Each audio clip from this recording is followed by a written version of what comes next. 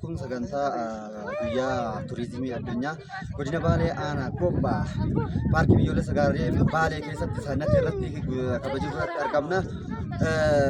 Kan irratti qophii kana daawwataa jirtan immoo Harannaatii sabiskiraayib godhaatii qophiiwwan garaagaraa hanga xumura qophichaatti dhufaan akka turtan gamanumaan isin affeerra.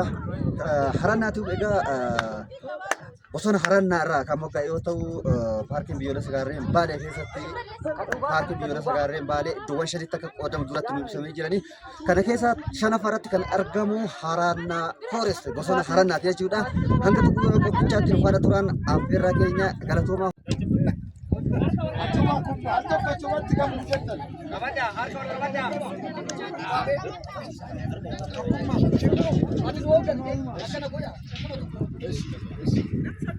Amma suuraa keenya fudhannee itti aansinee waa'ee gabaabaa waa'ee paarkii biyyoolessa Gaarreen Baalee kanaati.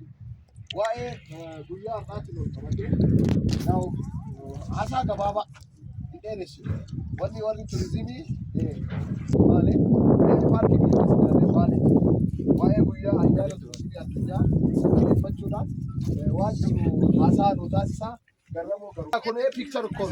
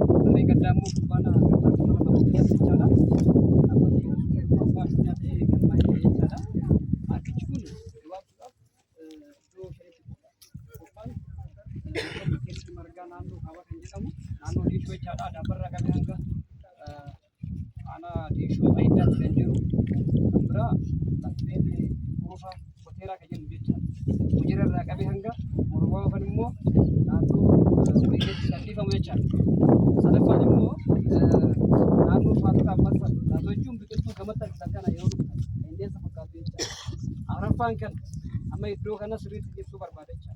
Kanaafuu bosona harannaati. Saannaati jechuun keessattuu qabeenya uumamaa biyya yoona.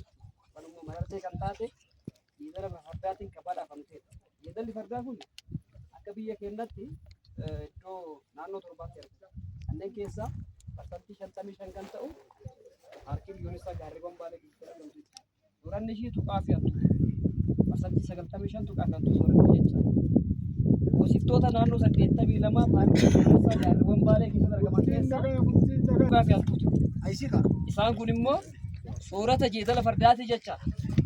Kanaaf turizimii paarkii biyyoolessaa Gaarreen Baalee yookaan immoo turizimii paarkichaa yookaan immoo turizimii Baalee guddisuu keessatti jeedalli fardaa iddoo guddaa qabdi jecha. Kanaaf bineensota marartee paarkiin biyyoolessaa Gaarreen Baalee qabuu fi daawwattoonni naannoo kana akka dhufanii galii uummataa fi biyya akka guddisan godhan keessaa jeedalli fardaa ishiis akka jechaadha.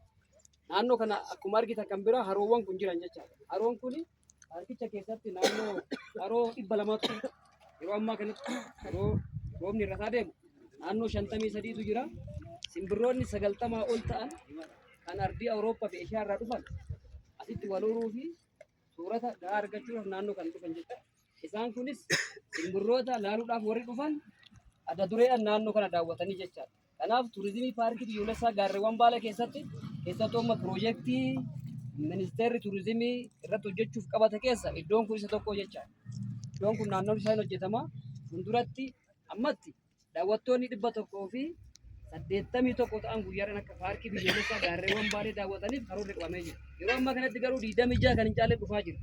Kanaaf guyyaa turizimii sababeeffachuudhaan guyyoota biraa keessatti beeksisni godhamu daawwattoonni naannoo kana dhufanii paarkicha akka beeksisanii fi fuulduratti galiin daran akka guddatuu fi iddoo guddaa waan qabuuf keessattuu immoo guyyaa kanaan wal qabatee namoonni har'asti argamtan kun akkaataa kamiin naannoo kana beeksistanii biyya keenya karaa turizimiin biyya keenyaa akkuma naannoo keenya fakkeenyaaf Keeniyaaf Taanzaaniyaa wal qabatee jiru sanii akka ta'uuf akkamitti akka beeksifamuu danda'u gahee guddaa akka taphata abdii irraa qabna. Itti aansuudhaan naannoo tulluqqee irratti wanni ilaallu jira. Achumaan gara bosona harannaa deemnee keessattuu leencaa fi qeerransi naannoo isaa bal'inaan argama jechaadha. Achi keessatti wanni jiru akka asii kanatti ifatti waan mul'atuu danda'u miti. Waan keessa deemamuu qaba jechaadha. Kanaaf akka salphaatti waan laallamuu danda'u miti.